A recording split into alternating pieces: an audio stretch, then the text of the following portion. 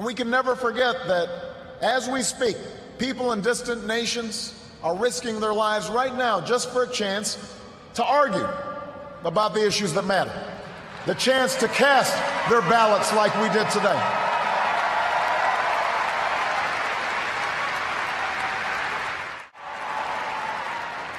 Let me say this publicly, Michelle, I have never loved you more.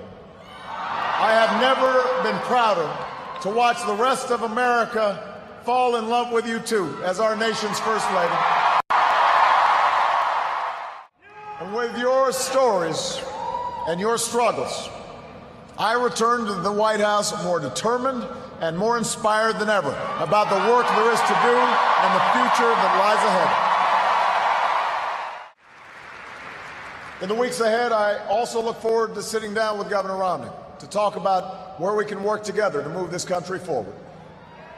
I am looking forward to reaching out and working with leaders of both parties to meet the challenges we can only solve together, reducing our deficit, reforming our tax code, fixing our immigration system, freeing ourselves from foreign oil. We've got more work to do. We want our children to live in America that isn't burdened by debt, that isn't weakened by inequality, that isn't threatened by the destructive power of a warming planet. We want to pass on a country that's safe and respected and admired around the world. A nation that is defended by the strongest military on earth and the best troops this world has ever known. To the furniture worker's child in North Carolina who wants to become a doctor or a scientist, an engineer or an entrepreneur, a diplomat or even a president, that's the future we hope for. That's the vision we share. That's where we need to go. Forward.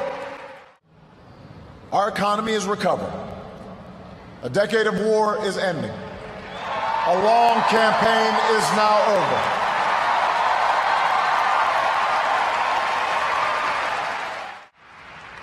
This country has more wealth than any nation, but that's not what makes us rich. We have the most powerful military in history, but that's not what makes us strong. Our university, our culture, are all the envy of the world, but that's not what keeps the world coming to our shores. What makes America exceptional are the bonds that hold together the most diverse nation on earth.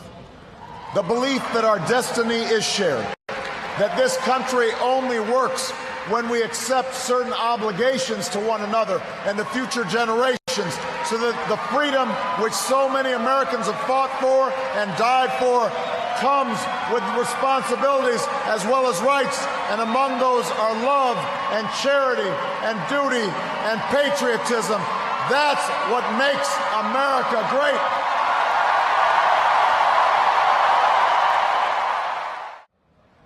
I have always believed that hope is that stubborn thing inside us that insists, despite all the evidence to the contrary, that something better awaits us, so long as we have the courage to keep reaching, to keep working, to keep fighting. I believe we can keep the promise of our founding, the idea that if you're willing to work hard, it doesn't matter who you are, or where you come from, or what you look like, or where you love.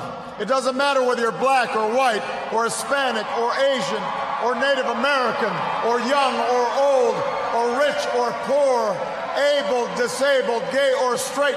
You can make it here in America if you're willing to try.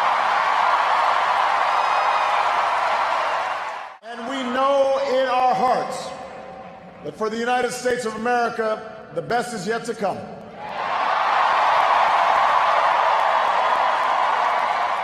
Greater than the sum of our individual ambitions, and we remain more than a collection of red states and blue states. We are and forever will be the United States of America. And together, with your help and God's grace, we will continue our journey forward. and remind the world just why it is that we live in the greatest nation on earth. Thank you, America. God bless you. God bless these United States.